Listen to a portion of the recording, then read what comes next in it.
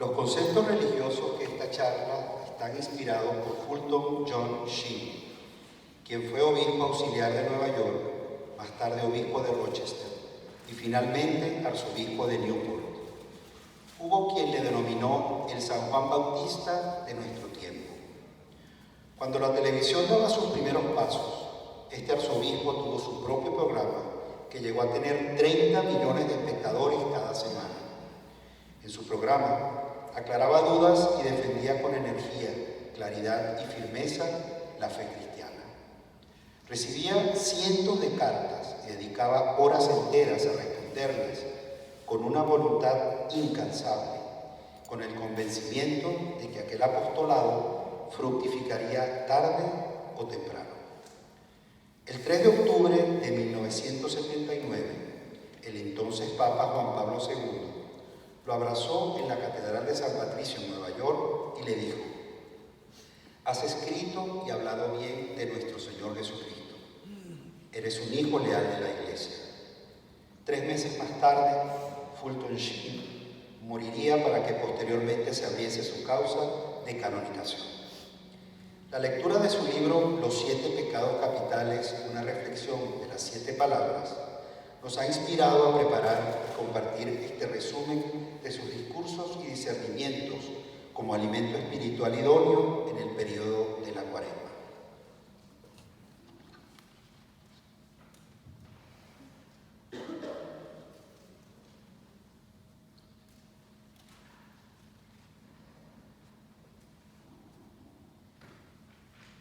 Los conceptos técnicos de esta reflexión están inspirados en el trabajo que por 40 años he hecho con mi padre, un médico que se dedicó a realizar una autopsia de Jesús crucificado. En los últimos 10 años trabajó junto a mí un ingeniero del liderazgo para explorar las vivencias del Dios hecho hombre desde nuestra perspectiva profesional.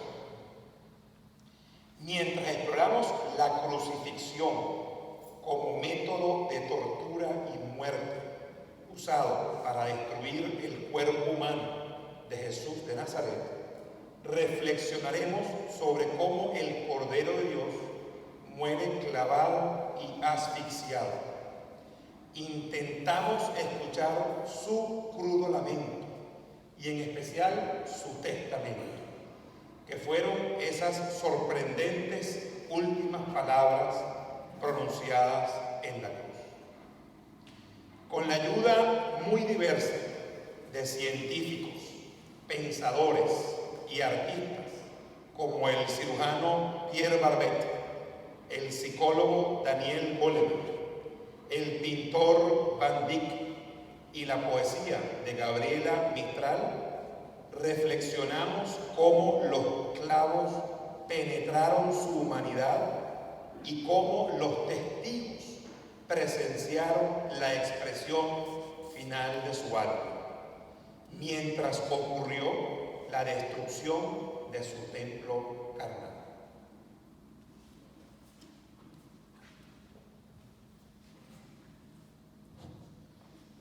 Por favor, antes de dar inicio a esta reflexión, unámonos todos en pedir la luz del Espíritu con esta hermosa oración de San Agustín de Hipona.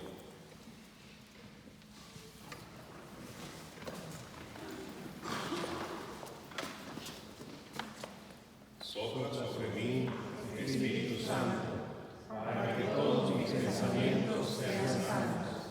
Actúa en mí, Espíritu Santo, para que también mi trabajo sea santo. Induce mi corazón, Espíritu Santo, para que ame solamente aquello que es santo. Fortaléceme, Espíritu Santo, para defender todo lo que es santo. Amén.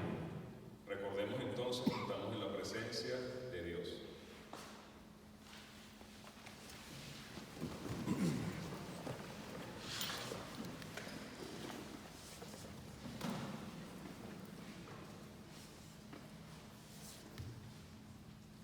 Jesucristo, la segunda persona de la Santísima Trinidad, es la palabra hecha carne, el pan vivo bajado del cielo, es aquel que alimenta al mundo con su cuerpo y con su sangre.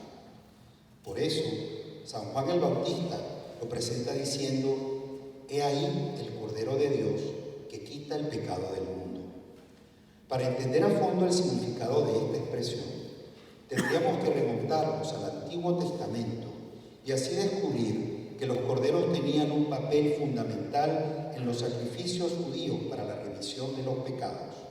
De hecho, el matar el cordero de la Pascua y aplicar su sangre en los postes de las puertas de las casas se hizo justamente para lograr que el ángel de la muerte pasara de largo ante aquella gente cubierta por la sangre, presentándonos un hermoso símil de la obra expiatoria de Cristo en la cruz.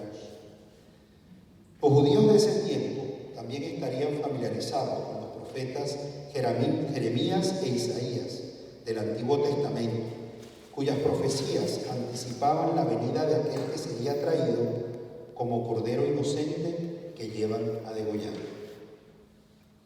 En la primera carta del apóstol San Juan encontramos otro pasaje que dice así: «No améis al mundo ni lo que hay en el mundo, porque lo que hay en el mundo, las pasiones del hombre terreno, la codicia de los ojos y la arrogancia del dinero, eso no procede del Padre, sino que procede del mundo. Y sabemos que somos de Dios y que el mundo entero yace en poder del maligno». ¿Cómo entender estas expresiones sobre el pecado del mundo?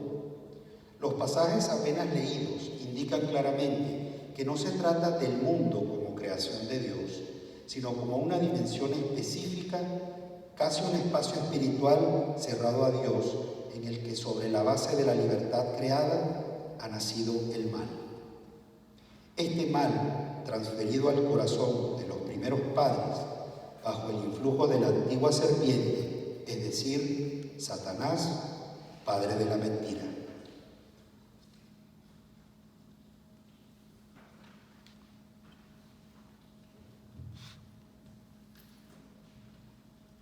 Las 7 palabras finales de Dios hecho hombre serán pronunciadas desde la cumbre del Gólgota, en el momento en el cual Jesús está en el pedestal de su gloria. Es el momento preciso, en el sitio adecuado, para demostrar cómo se adquiere la fuerza para combatir el pecado del hombre, que nos encadena a una vida lejos del amor incondicional y omnipotente del Creador.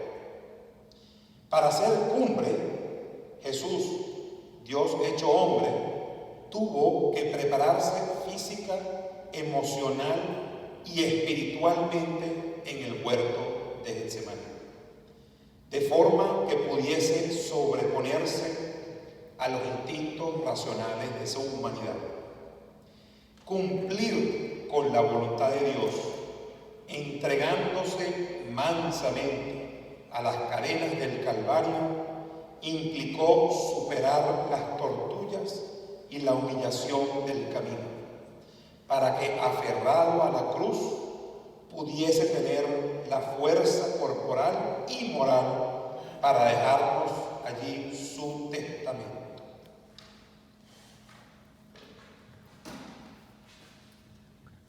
La primera palabra pronunciada en la cruz en reparación al pecado de la ira: «Padre, perdónalos porque no saben lo que hacen».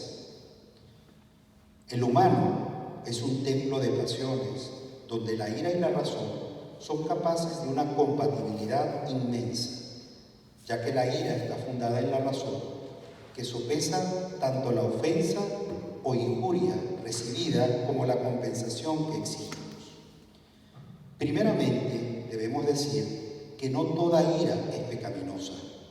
Existe lo que conocemos como la ira justa. La expresión más perfecta de la ira justa la encontramos cuando nuestro Señor limpió el templo de Jerusalén durante la fiesta de Pascua.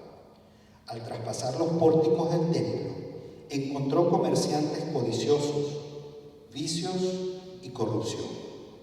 Haciendo un látigo con cuerdas cortas, pasó en medio de ellos con serena dignidad y esplendoroso dominio de sí, incluso más convincente que el propio azote. Así se cumplió el mandato: si se airan, no pequen, porque la ira no es pecado cuando la causa es justa, si se manifiesta bajo control. Si se extingue rápidamente, recordando el mandato, no se ponga el sol mientras están airados.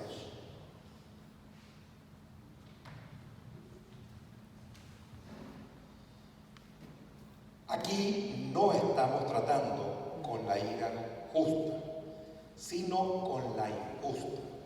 Es decir, aquella ira que no tiene una causa legítima, que es excesiva, vengativa y duradera. El tipo de ira y odio contra Dios que ha destruido la religión en una sexta parte de la superficie de la tierra y que ha quemado innumerables iglesias, capillas y ha asesinado a más servidores de Dios que en cualquier otro siglo anterior al nuestro. El tipo de odio que no solo va dirigido contra Dios, sino también en contra de los propios seres humanos. Es la ira roja que hace que la sangre suba hasta la superficie. La ira blanca que empuja hasta las profundidades y palidece el rojo. La que busca ajustar cuentas. La que busca devolver el ojo por el ojo, la mentira con la mentira, la del puño apretado, preparado para golpear. No en defensa de lo que es amado, sino en ofensa contra aquello que se es odiado. Es la ira que destruirá a nuestra civilización, a menos que sea asfixiada con el amor.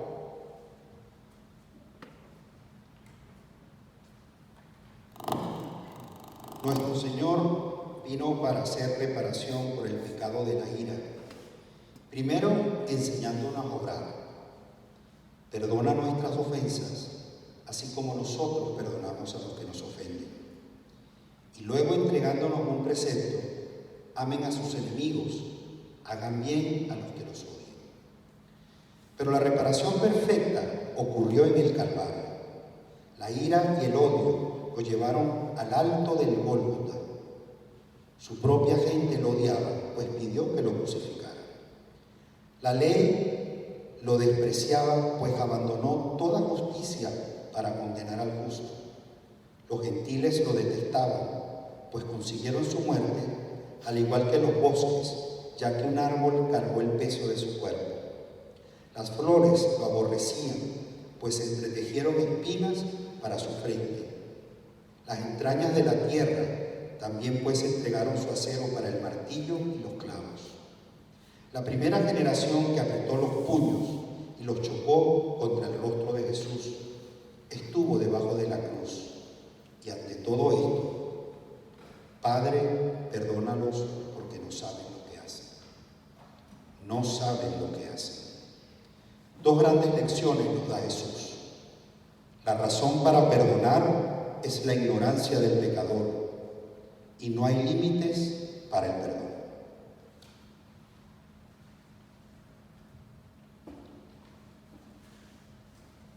Perdonar para combatir la ira es la primera palabra sagrada de Jesús en la cruz.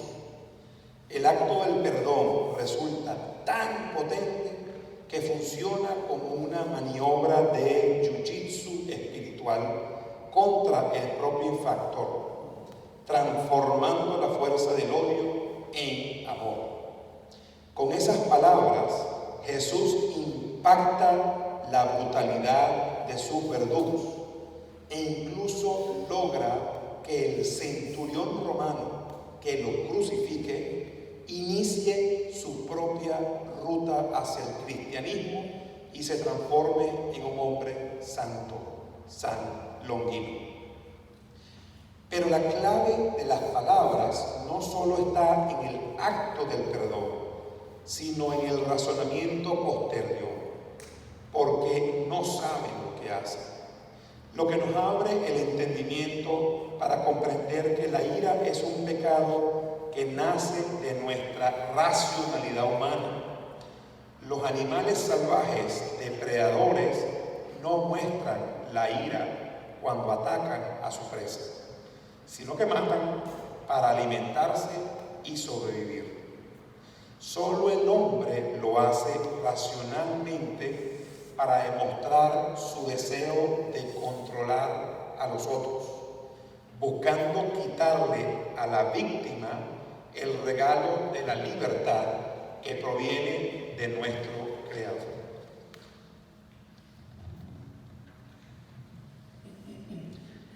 Ahora bien, los romanos sí sabían lo que hacían cuando crucificaban, mostrando una eficiencia inigualable en su época, para así poder dominar y entender la tortura excruciante como un elemento de represión.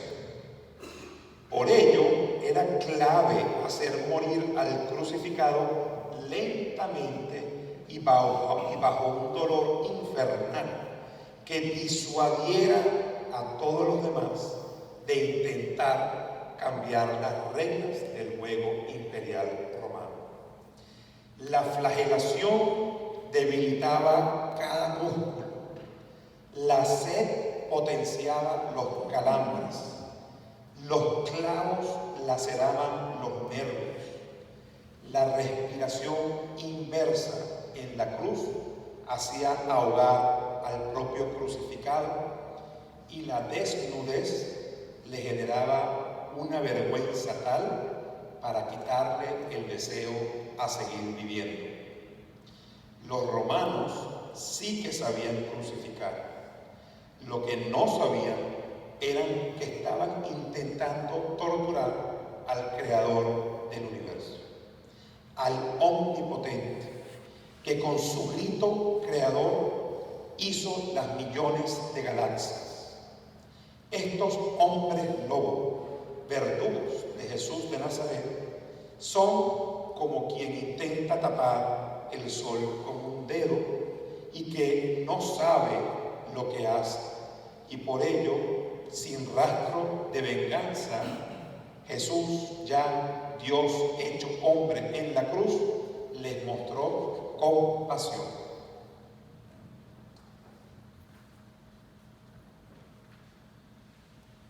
La misma ignorancia la predica Pedro en sus primeros sermones. Ya sé, hermanos, que obraron por ignorancia, al igual que sus jefes. Es por ello que no hay redención para los ángeles caídos, y ellos lo sabían. Nuestra propia ignorancia es otra razón para perdonar a los demás. Desafortunadamente, a quien menos conocemos es a nosotros mismos. Sabemos 1000 veces mejor los pecados, debilidades y fallas de nuestro prójimo que lo que conocemos de los nuestros. La crítica hacia los otros es mala, pero es la carencia de autocrítica la que es peor. Estaría menos equivocado juzgar si primero nos analizáramos nosotros mismos, porque si apuntáramos el foco primero hacia el interior de nuestra alma, nunca nos sentiríamos con el derecho de dirigirlo hacia el alma de alguien más. Las ofensas que Dios perdona están en clara desproporción respecto a las ofensas que recibimos del prójimo. Entonces, perdonemos y seremos perdonados. El juicio es una cosecha de lo que nosotros sembramos y que más tarde recogeremos. Nos dice Jesús: esto mismo hará con ustedes mi Padre Celestial si no perdonan de corazón cada uno a su hermano. Oremos.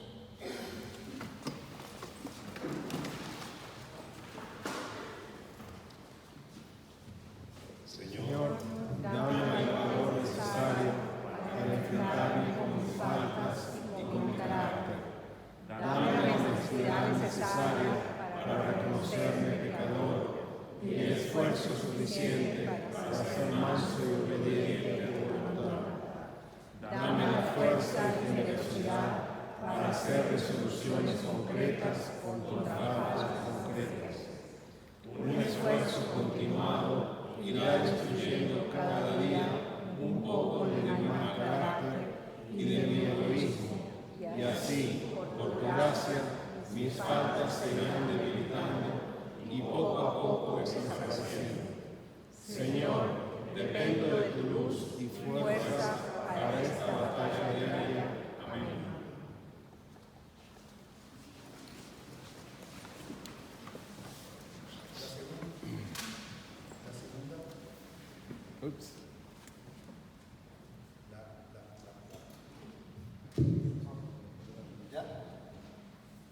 Gracias. La segunda palabra pronunciada en la cruz fue en reprensión por el pecado de la envidia. Yo te aseguro, hoy estarás conmigo en el paraíso. La envidia es la tristeza ante el bien de otra persona y alegría ante el mal de alguien más. Lo que el óxido es al hierro, las polillas a la lana, las termitas a la madera, eso mismo es la envidia al alma. El honor que se le rinde al otro es visto por el envidioso como una desgracia reflejada en sí misma y por lo tanto se siente triste. La envidia se manifiesta en discordia, odio, alegría maliciosa, murmuraciones, infamia, imputación de motivos malévolos, celos y calumnias. Un ejemplo de envidia lo encontramos en una de las dos mujeres del rey Salomón.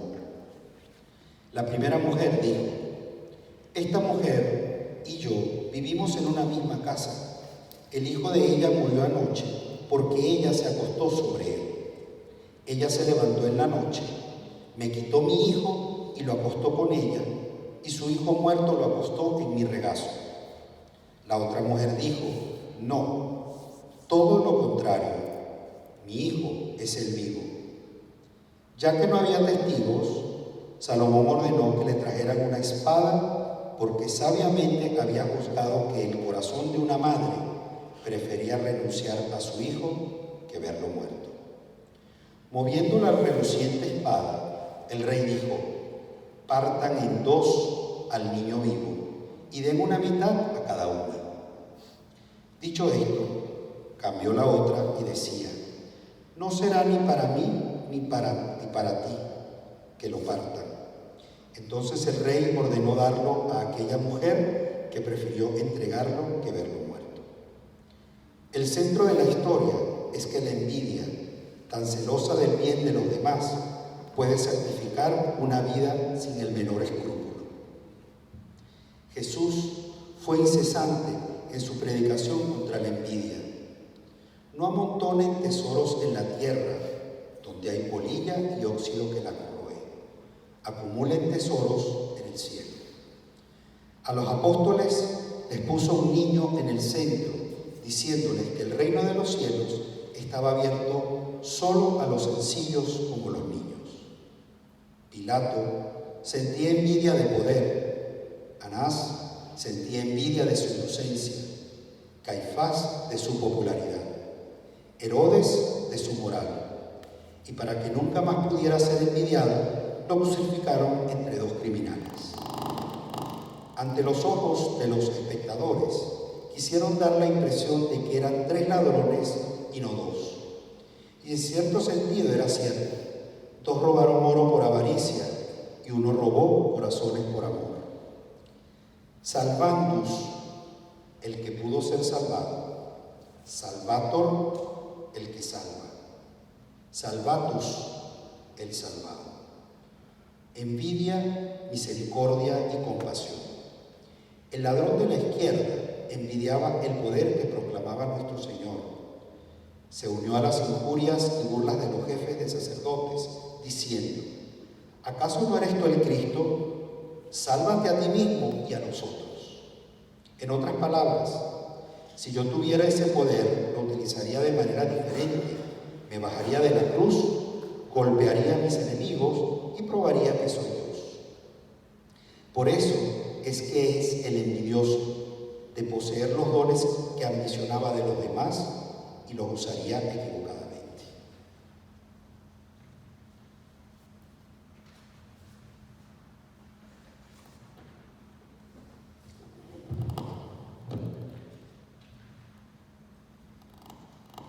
Tener compasión para combatir la envidia es la segunda palabra sagrada de Jesús en la cruz.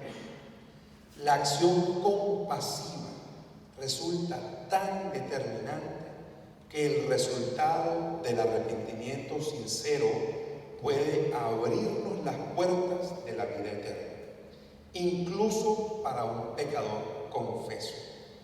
Con esas palabras, Jesús nos da la clave del amor incondicional del Creador.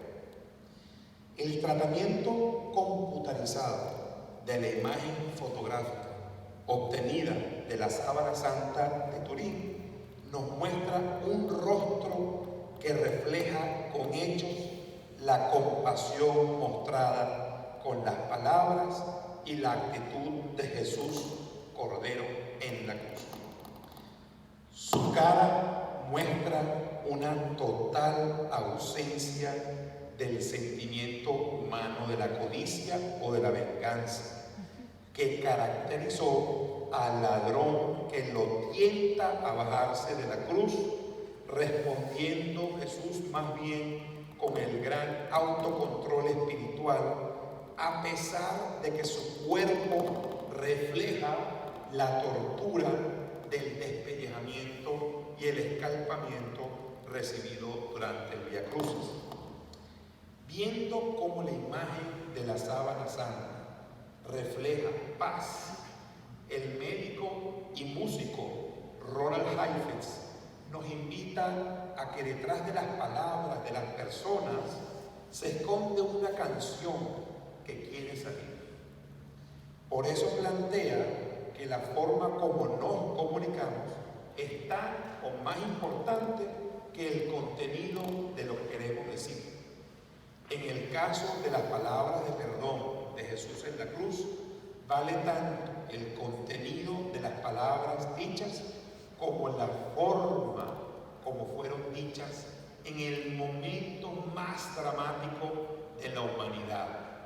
Esa forma generó antes y después de Cristo, partiendo la historia humana en dos.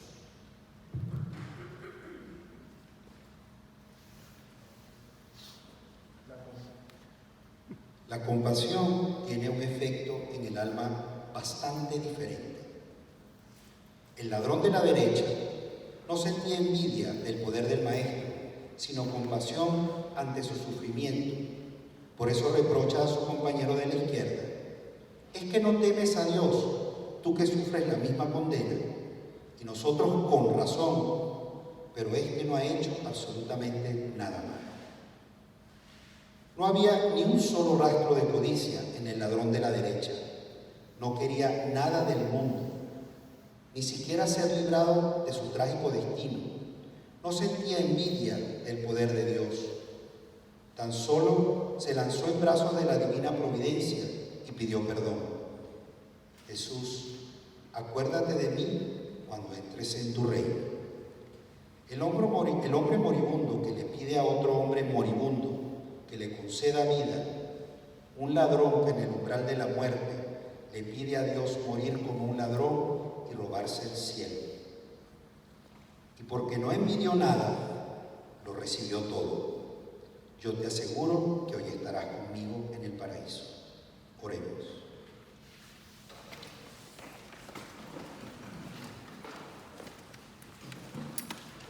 Padre misericordioso, he entendido que no debo quedar triste y paralizado ante los éxitos y virtudes de los demás.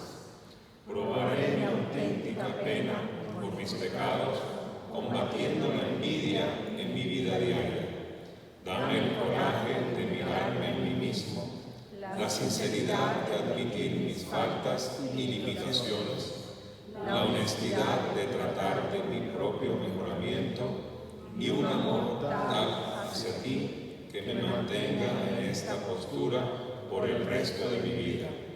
En todo lo demás, que yo viva por cumplir tu voluntad y poder estar contigo en el paraíso. Amén.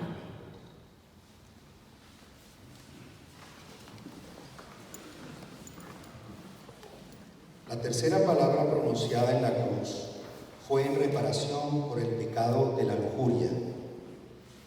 Mujer, ahí tienes a tu hijo. Juan, ahí tienes a tu madre. Lujuria es un amor desmesurado por los placeres de la carne.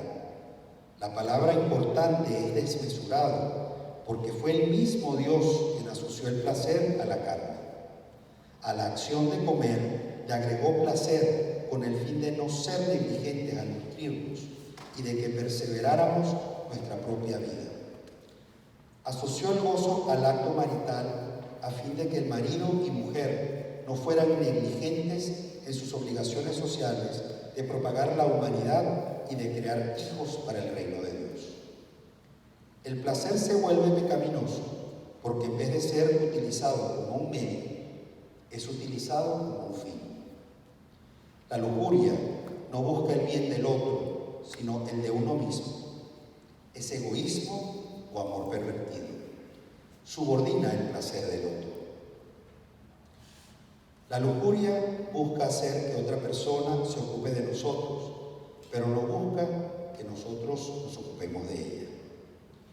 Jesús hizo reparación de la lujuria desde que escogió nacer de una virgen.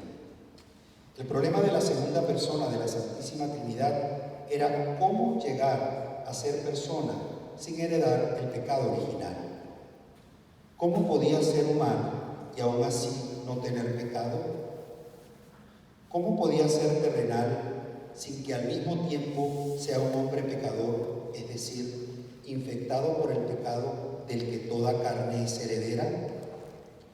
Podía serlo naciendo de una mujer libre de pecado, sin pecado original. Podía serlo naciendo de una virgen. Así pues, que la reparación por los males de la carne empezó en el primer momento de la encarnación, con un nacimiento virginal. El único escape real de las exigencias de la carne es encontrar algo que amar, distinto de ella. María es el refugio de los pecadores. Ella escogió como compañía en los momentos más aterradores de su vida, justamente a una pecadora. Él, que cubierto de sangre comienza a semejar una rosa roja, y ella, su madre, que es el tallo que inclina desde el Calvario hasta nuestros corazones heridos en la tierra, recibe todas nuestras oraciones y peticiones y se las lleva a su Hijo.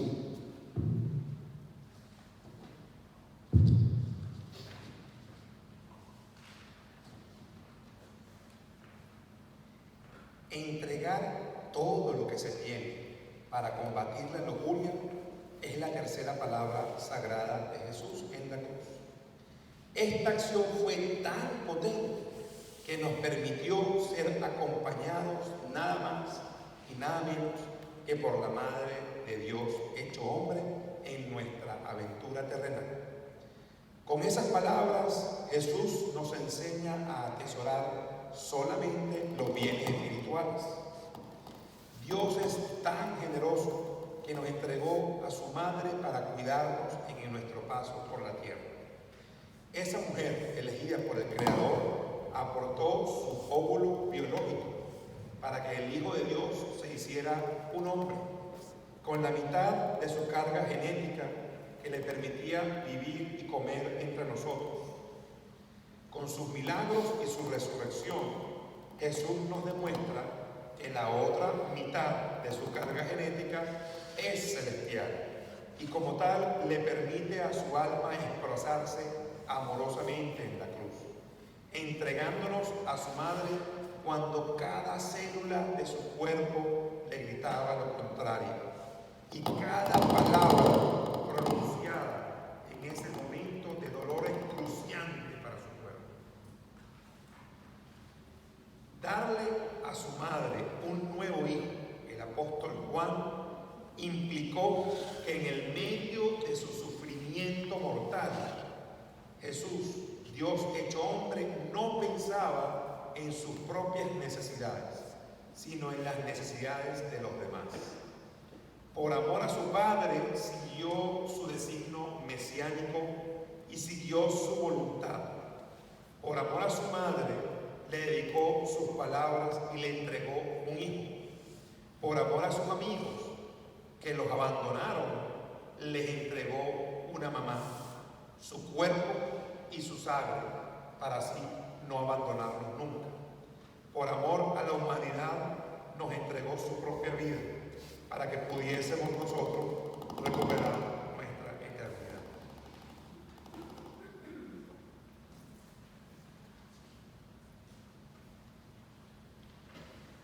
De este amor por la pureza se volvió a hacer eco en el primer sermón de su vida pública. Bienaventurados los de corazón limpio, porque ellos verán a Dios. La expiación y reparación final ocurren en el Calvario, en donde, en reparación por todos los deseos y acciones impuras de la humanidad, en reparación por todos los pecados de vergüenza, es despojado de sus vestiduras. En sanación por todos los pecados de la carne, es casi privado de su carne, pues según las Sagradas Escrituras, se podían contar los huesos de su cuerpo. Nuestro Señor eligió incluso ir más allá al reparar el pecado de lujuria, despojándose él mismo del derecho más legítimo de la carne. Si alguna vez ha existido un derecho puro y auténtico en el dominio de la carne, es el derecho del amor a la propia madre. Si existe algún título sincero para el afecto en el universo de la carne, es el de los lazos de amor de la amistad. Pero la humanidad abusó tanto de su cuerpo y lo usó de manera tan pervertida que nuestro divino Salvador renunció incluso a esos lazos. Qué diferente del mundo. Una madre puede privar a su hijo de una educación prominente en tierras extranjeras diciendo: no puedo renunciar a mi hijo. Una mujer puede privar a su esposo de un buen progreso material que implique una corta ausencia, diciendo: no puedo renunciar a mi marido. Estos no son los gritos del amor noble, sino los gritos del apego. Nuestro Señor no dijo: no puedo renunciar a mi madre. Él renunció a ella. La amaba lo suficiente para entregarla y que así se cumpliera el plan y el destino trazado para su vida, es decir, hacer de María nuestra madre.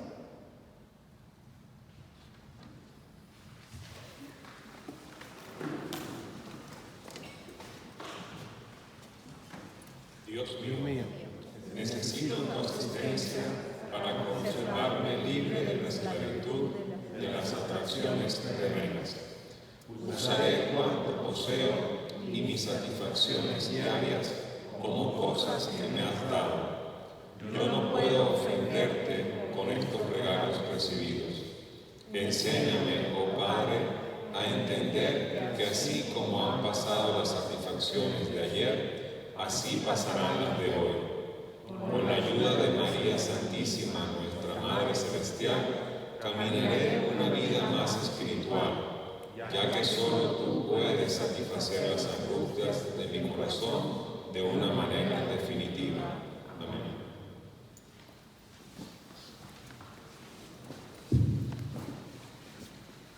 La cuarta palabra pronunciada en la cruz fue en reparación por el pecado del orgullo o la vanagloria.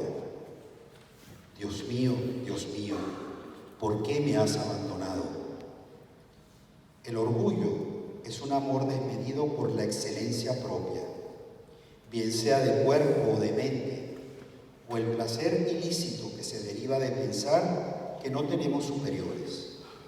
Ese egoísmo aumentado erige la maldad del ser humano como centro de origen separado.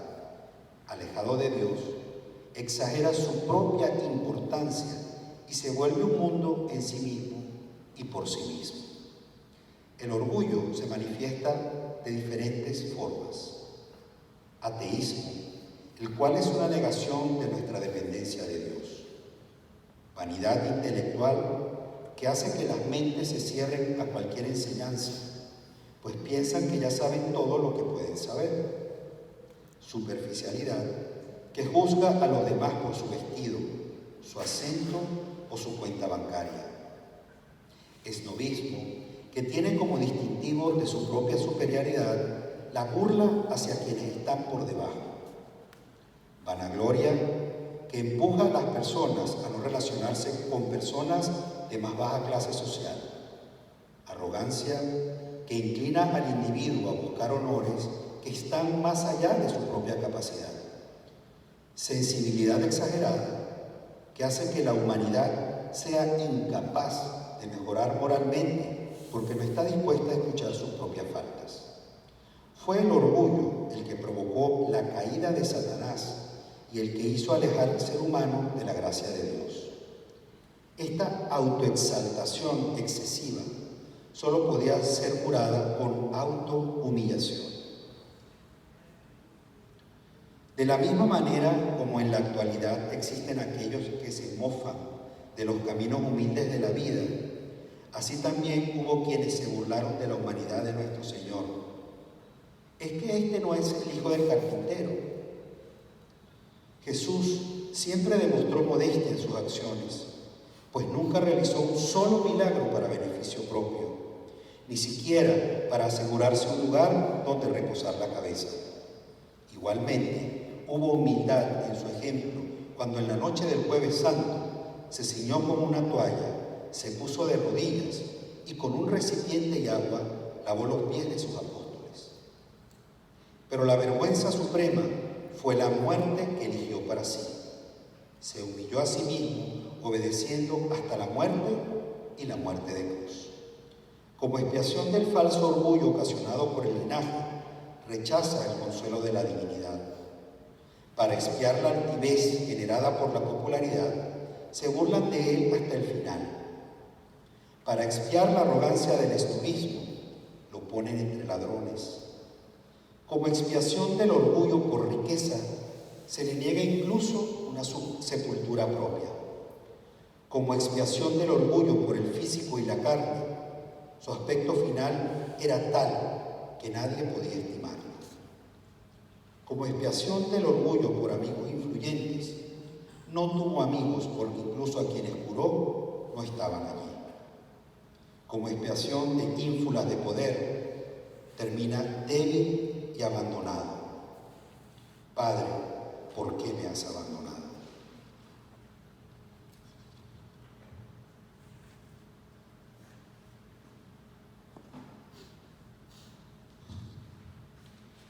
Eloi, Eloi, lema sabactini. Esa es la cuarta palabra sagrada de Jesús en la cruz, mostrándonos que el orgullo se supera con humildad. Esta acción nos enseña el camino del crecimiento que nos permite pasar de ser una pequeña semilla para florecer y dar sombra espiritual a las demás. Con esas palabras, Jesús nos guía por el camino que comenzó con sus propias parábolas. Etimológicamente hablando, la humildad proviene del latín humilitas, derivado a su vez del vocablo humus. Humus es la parte de la tierra que contiene todos los nutrientes necesarios para que una semilla pueda germinar y así crecer. Jesús en la cruz nos enseña que con su humildad puede superar la arrogancia y el orgullo son como la roca y la arena donde no germina el progreso. Con estas palabras, Jesús nos muestra cómo son los momentos de tiniebla y de tentación justo antes de la muerte. Son las experiencias místicas de la llamada noche oscura, demostrando la condición humana de Jesús en la cruz. De su alma brotó un gemido sin consuelo. Es la agonía del alma en los momentos finales que muere de una muerte sin morir, porque el alma no puede morir. Es un sufrimiento totalmente espiritual, al sentirse olvidado por la eternidad. En esos momentos finales, el alma de Jesús está colocada en un altísimo pico que se encuentra al borde de un precipicio.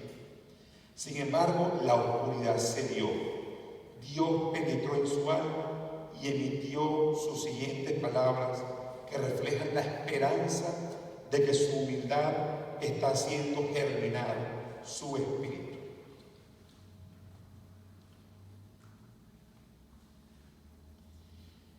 ¿Por qué debemos sentirnos orgullosos? Como San Pablo nos recuerda, ¿qué tienes que no hayas recibido? ¿Es acaso de nuestra voz, riqueza, belleza, talentos que nos orgullecemos? Pero, ¿qué son ellos si no son un regalo de Dios? Cualquiera de los cuales pudiera quitarnos en este mismo momento. El contenido del cuerpo humano es el equivalente a tanto hierro como existe en un clavo, a tanta azúcar como existe en 2 terrones, a tanta aceite como existe en 7 barras de jabón, a tanto fósforo como existe en 2000 cerillas, a tanto magnesio como es requerido para revelar una sola fotografía. En total, el cuerpo humano, químicamente hablando, vale poco menos de $5. ¿Por qué debería enorgullecerse la carne cuando espiritualmente valemos más que el universo? ¿De qué le servirá al hombre ganar el mundo entero si arruina su vida? La humildad, es verdad, no es subestimar nuestros talentos, dones o poderes, pero tampoco exagerarlos. Un hombre que mide 1,80 de alto no es humilde si dice que mide 1,60. De la misma forma que no es humilde si dice que mide 2 metros. La humildad es la verdad, el reconocimiento de los dones como dones, de las fallas como fallas. Es dependencia de Dios, al igual que el orgullo de dependencia de Él. Fue ese sentimiento de independencia o de estar sin Dios el que en la cruz arrancó del corazón de Jesús ese grito lamentable de sentirse abandonado. Dios mío, ¿por qué me has abandonado? Oremos.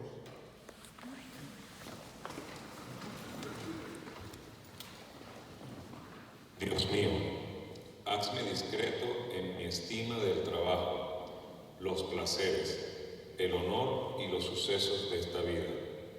Haz que no quiera nada que me pueda separar de ti. No quiero dones de inteligencia que me puedan hacer orgulloso. No todo lo que es alto es santo, ni todo lo que agrada es bueno. Ayúdame, Señor, a atesorar bienes espirituales y a no buscar la vanagloria o reconocimiento del mundo. Amén.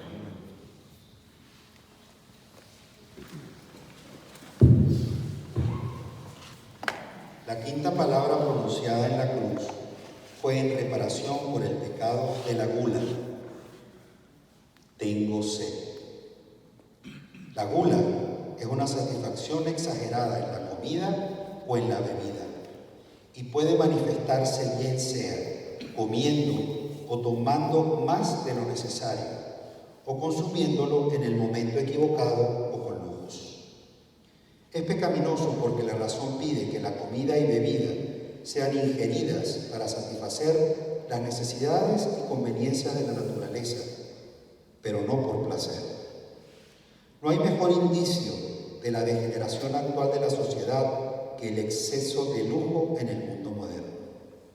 Cuando la humanidad empezó a olvidarse de sus almas, comenzó a prestar gran atención a sus cuerpos.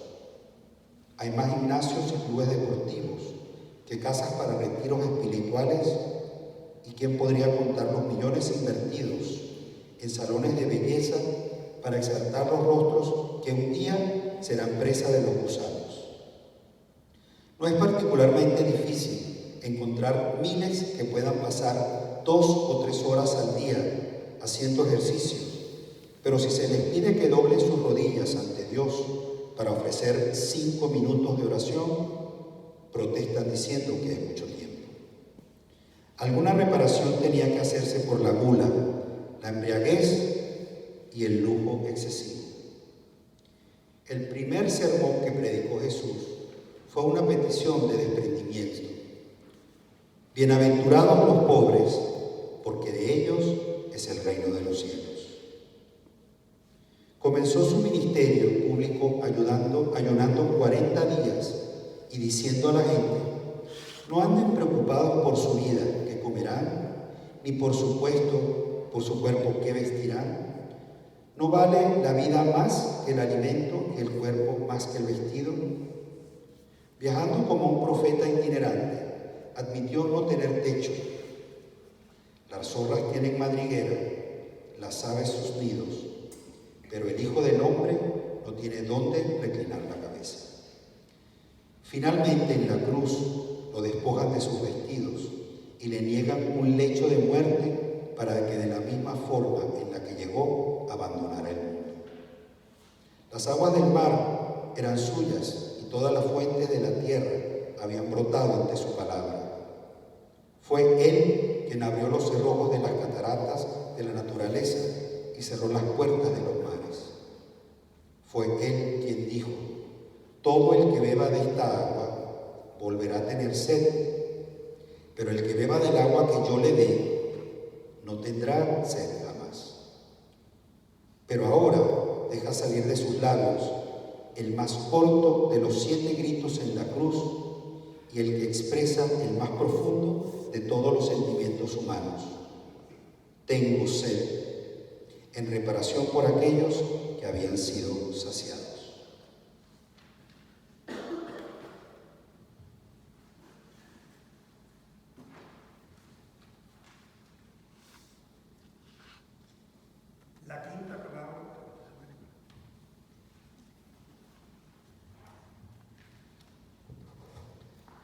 La quinta palabra sagrada de Jesús en la cruz muestra cómo usar responsablemente los recursos, pidiendo lo que se necesita en el momento adecuado. La sed es una tremenda tortura física y emocional que padece el Cordero de Dios en su ruta de sacrificio durante el Calvario. Pero debe ser superada para poder así pronunciar el grito final de su testimonio glorioso. Con esas palabras, Jesús nos indica la importancia de cuidar nuestro templo humano para poder así completar la voluntad de Dios en la tierra. Poco podemos saber por experiencia propia cuán grande fue el sufrimiento de la sed. Curcio relata que el ejército de Alejandro Magno estuvo una vez marchando a través del desierto y luego de sufrir intensamente la falta de agua, cuando llegaron a un río, muchos se ahogaron al beber con tanta ansiedad. Para hablar en la cruz, Jesús necesita agua. La garganta, los labios y la lengua se mantienen húmedos y lubricados gracias a la saliva que contiene agua. Al bajar el nivel de humedad y secarse, se produce un estímulo para la sed. Los estudios médicos confirman que si perdemos más del 4% de nuestra agua corporal, se compromete nuestro rendimiento físico y aparecen los calambres en los músculos. Si perdemos más del 5%, se dificulta ostentamente la concentración. Más del 6% empiezan a aparecer fallos en la termorregulación. Si hay más de 7% de falta de agua, fallan los órganos, y si es más del 10%, la muerte está cercana. Jesús fue perdiendo líquido hasta sucumbir a la fatiga. Desde el instante de la última cena, cuando bebe su última gota de líquido, comienza una deshidratación indetenible. El agua la perdió con el sudor de sangre en el huerto de Getsemaní, por la sangre derramada durante la flagelación.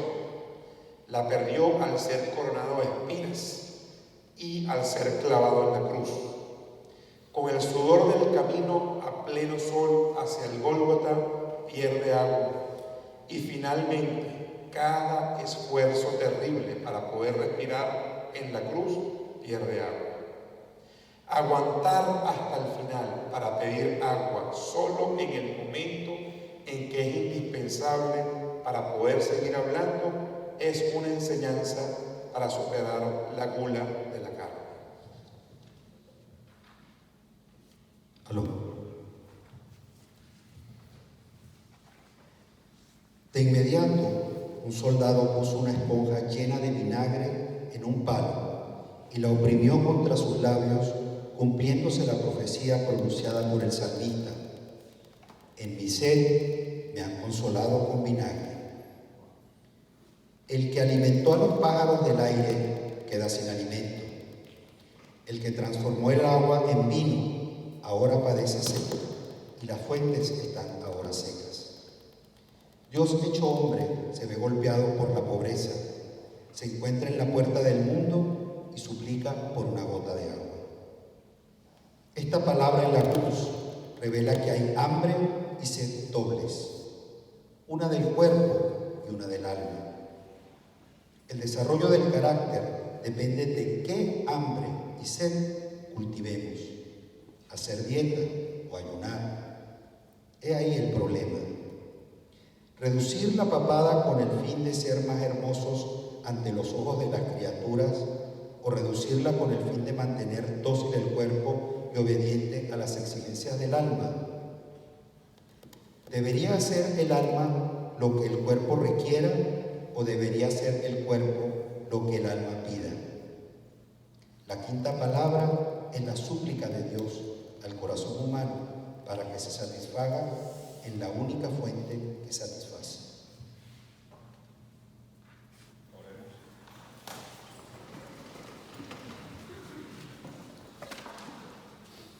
Señor, que piense en mis pecados y me avergüence de ellos, de manera que el día del juicio esté seguro entre tus ángeles y tus santos. Enséñame a hacer pequeñas penitencias ahora, para que después no esté sujeto a terribles tormentos. Hazme prudente y moderado para disfrutar santamente del placer que tú mismo asociaste a algunos bienes de este mundo. Ayúdame, Señor, a tener siempre sed de ti y a saciarme solo de ti, para entonces no tener sed nunca jamás.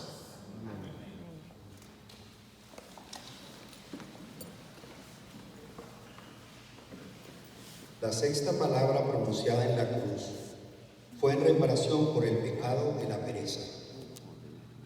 Todo se ha cumplido. La pereza es una enfermedad de la voluntad que hace descuidar nuestros deberes. Esta puede ser física o espiritual. Es física cuando se manifiesta en holganacería y en el aplazamiento de labores, en inactividad y despreocupación. Es espiritual cuando se demuestra en indiferencia para mejorar el carácter, en repugnancia hacia lo místico, o cuando no logran cultivarse nuevas virtudes. El libro de Proverbios lo recuerda. He pasado junto al campo de un perezoso y junto a la viña de un insensato. Estaba todo invadido de ortigas. Los cardos cubrían el suelo, la cerca de piedras destruida, y al verlo mediante mi corazón, al contemplarlo, aprendí la lección. Un poco dormir, otro poco dormitar, otro poco tumbarse con los brazos cruzados, y llegará como vagabundo tu miseria y como un mendigo tu pobreza.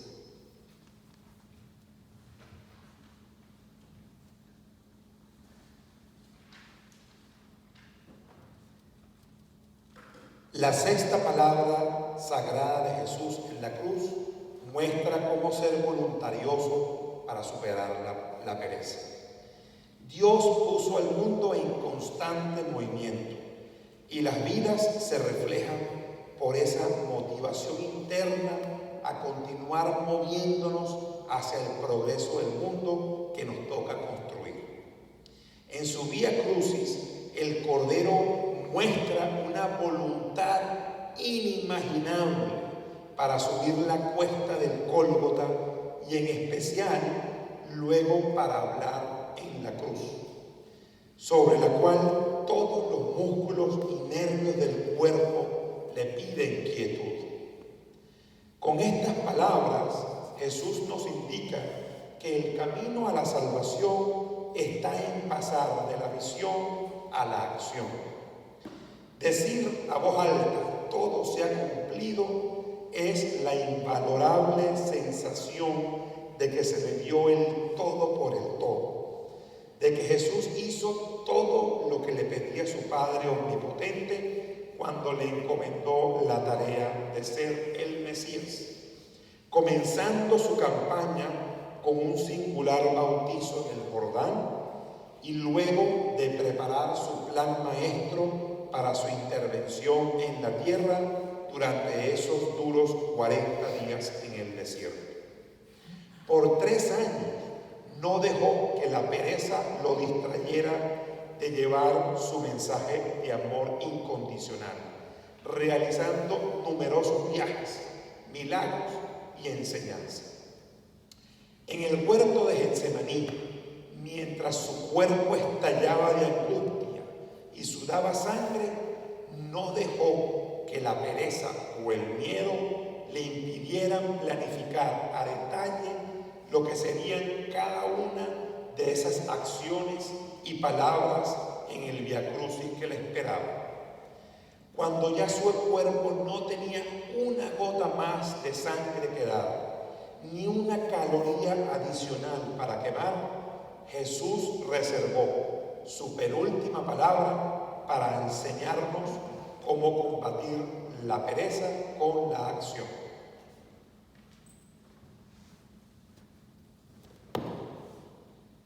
De la indiferencia hacia el deber habló nuestro Señor en el libro del Apocalipsis.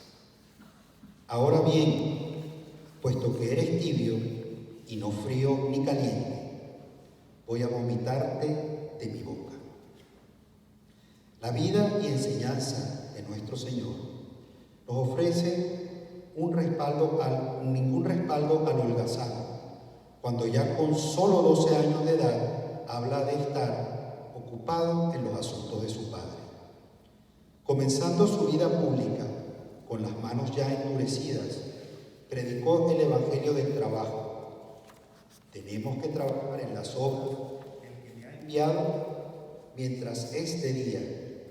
Cuando llega la noche, ya nadie puede trabajar. Según sus propias palabras, su vida entera fue dedicada no a recibir, sino a dar.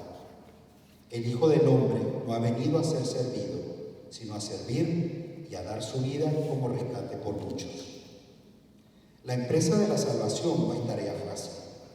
Hay 2 caminos que atraviesan este mundo y 2 puertas hacia la vida. Entren por la puerta estrecha, porque ancha es la entrada y espacioso el camino que lleva a la perdición. Más estrecha la entrada y angosto el camino que lleva a la vida.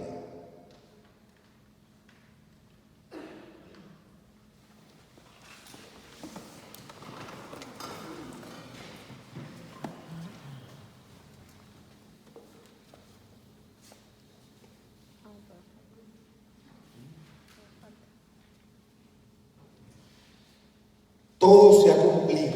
Cristo nos dijo, me muero, porque la muerte no vino para llevárselo. Su trabajo estaba cumplido, pero no el nuestro. La palabra importante en la batalla contra la desidia y la pereza es cumplido. Es importante darnos cuenta de esto, porque son los perezosos quienes se levantan y se justifican a sí mismos, diciendo que solo necesitan la fe de Cristo para salvar sus almas. La fe del estudiante en su maestro no basta, tiene que estudiar. La fe por sí sola no salva, porque la fe, si no va acompañada de obras, está muerta. El sol que calienta la planta puede, bajo ciertas condiciones, también quemarla. La lluvia que nutre la flor puede también pudrirla. El mismo sol que brilla sobre el barro y la cera puede endurecer el barro y ablandar la cera. La diferencia no está en el sol, sino en aquello sobre lo que se brilla. La luz divina que brilla sobre un alma que ama a Dios hace dócil al hombre hasta llevarlo a la vida eterna. Esa misma luz divina que brilla sobre un alma negligente hacia Dios la endurece hasta la eternidad. El mármol y el lienzo son valiosos por lo que con ellos se puede crear. Así sucede con nuestros actos. Es la intención la que le da valor, de manera que nos encuentren dignos de la luz del mundo cuando llegue el día del Señor.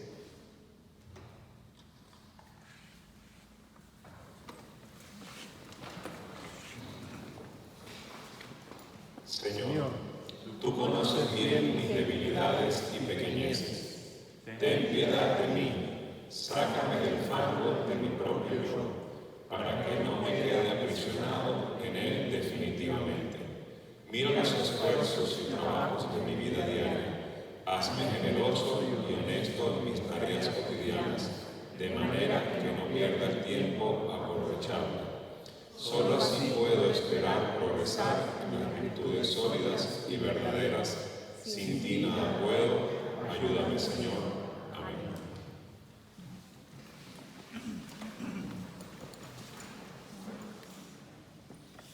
La séptima palabra de Jesús en la cruz fue en reparación por el pecado de la avaricia. Padre, en tus manos encomiendo mi espíritu. La avaricia es un amor desmedido por las cosas de este mundo, un amor tal que se vuelve exagerado si no está impulsado por un fin justificable, por ejemplo, el sustento para la familia o para el futuro. Por eso, el pecado de la avaricia incluye tanto la intención que se tiene en las bienes de este mundo como la manera de adquirirlos. No es el amor hacia una suma excesiva lo que está mal, sino el amor desmedido a cualquier suma. Tal actitud es ruidosa para el hombre, principalmente porque endurece el corazón. Se convierte en aquello que ama, y si ama el oro, entonces se vuelve frío, duro y amarillo.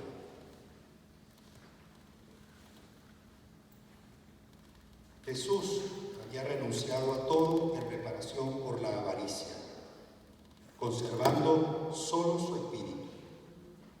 Con esta fuerte exclamación, liberó al alma de su carne y a manera de despedida dijo: Padre, en tus manos encomiendo mi espíritu. Desde ese entonces, el mundo ha hecho toda clase de ruidos intentando ahogar esa exclamación, ese grito de nuestro Señor, pero mientras lo escuchamos, aprendemos dos lecciones. La primera: entre más ataduras tengamos en la tierra, más difícil será para nosotros morir. Segundo, no fuimos creados para quedar plenamente satisfechos aquí abajo. Cuando alguien ama exageradamente las riquezas, él y ellas crecen juntos. La muerte para él es muy dolorosa por su profunda identificación con lo material. Como resultado, al morir, se convierte en el mendigo más indigente y saqueado del mundo, porque no tiene nada que pueda llevar consigo. Demasiado tarde se da cuenta que al consagrarse a llevar sus cuentas, no tuvo libertad de salvar la única cosa que se llevaría consigo a la eternidad: su alma.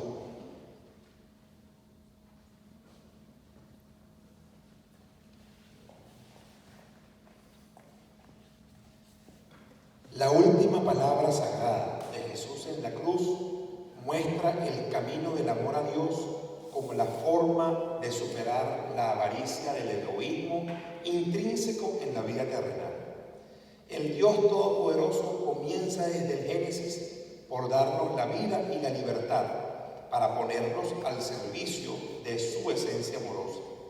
Por por lo cual la avaricia de poner nuestra voluntad por encima de los deseos reptiles, animales, irracionales de nuestra humanidad, se combate con el amor incondicional por nuestro Creador.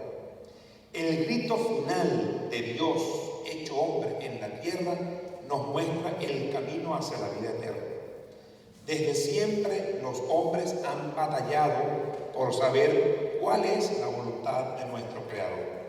Conocer y seguir esa voluntad ha sido el reto del patriarca Abraham, de los distintos profetas y líderes del pueblo prometido. Jesús en la cruz combate para no morir ahogado, hablando de forma que el rigor mortis que se deriva de la ausencia del oxígeno no le impida dar ese testimonio final. Padre, en tus manos encomiendo mi espíritu. Qué hermosas palabras para cerrar. Nos dicen que el amor abre todas las puertas y de esa forma Jesús emite un grito alegre hacia la vida eterna. Con esas palabras y hechos, Jesús, Dios hecho hombre, nos muestra lo que le intentó explicar al fariseo Nicodemo. Somos cuerpo y somos espíritu, de forma que hay que renacer de nuevo y dejar que el espíritu que viene del espíritu regrese a su hogar. Ese hogar, el jardín del Edén, donde mora nuestro Creador.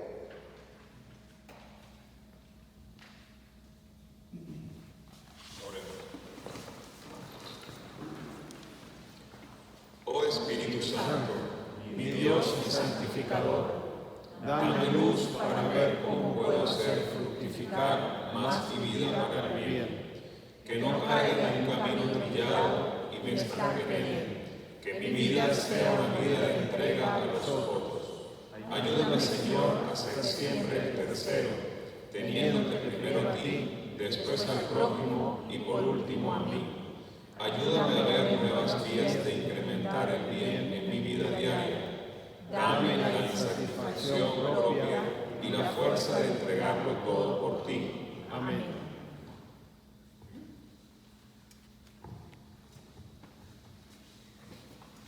Las 7 palabras finales de la cruz indican los 7 pecados capitales que debemos superar para así ganarnos la vida eterna. La primera frase de Jesús resucitado a sus apóstoles es: la paz esté con ustedes. Refleja la esencia del mandamiento que nos vino a traer: amaos los unos a los otros como yo los he amado. El hecho de que la comunicación de Dios hecho hombre con la humanidad no culminara en el pedestal de la cruz, sino que se inicia con el cumplimiento de su palabra de honor: destruyan este templo que en 3 días yo lo reconstruiré. Ahora Jesús aparece bajo una nueva figura, gloriosa, novedosa, dándonos prueba y evidencia de que ha derrotado a la muerte y al pecado. La alegría que mostró cuando en la cruz encomendó su espíritu es producto de su deseo de permanecer siempre con nosotros. Es el abreboca que le dio a sus 3 apóstoles, testigos de su transfiguración. Es ahora para todos sus discípulos, mostrándoles su dominio sobre las leyes de la naturaleza, logrando incluso que el más incrédulo Tomás metiera el dedo en su llaga e hiciera la paz con el Creador. Dichosos aquellos que creen sin haber visto. Hoy también tenemos la oportunidad de encontrarnos con la presencia material y real de Dios en el Santísimo Sacramento del altar.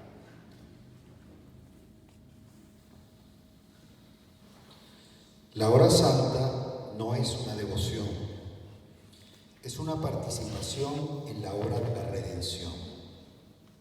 En el Evangelio de San Juan, nuestro Señor usó las palabras hora y día en 2 connotaciones totalmente diferentes. 7 veces en el Evangelio de Juan se usa la palabra hora, y en cada instancia se refiere al demonio y a los momentos en los que Cristo está en las manos de los hombres. En el huerto de Getsemaní, nuestro Señor contrastó 2 horas. Una era la hora del mal, y dice: esta es vuestra hora, con la que Judas lo traicionó. Y en contraste, nuestro Señor preguntó: ¿no pueden velar una hora conmigo? Desde ese momento, y muy seguido en la historia de la Iglesia, el mal está despierto, pero los discípulos estamos durmiendo. Por eso es que de su angustiado y solitario corazón salió el suspiro: ¿no pueden velar tan solo una hora conmigo? Él no rogaba por una hora de actividad, sino por una hora de compañía. La adoración eucarística nos ayuda a crecer más y más a semejanza de Cristo. Como lo plantea San Pablo, nos transformaremos en aquello en lo que fijamos nuestra mirada.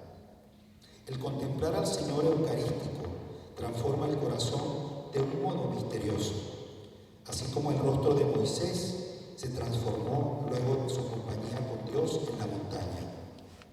Nos pasa algo parecido a lo que les pasó a los discípulos de Maús. Nuestros corazones arden y nuestros ojos se abren.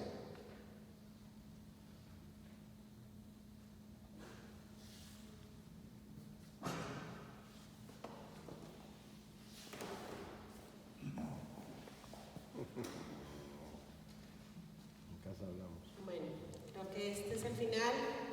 En teoría íbamos a pasar a la capilla, pero resulta que hoy está ocupada. Entonces, los convido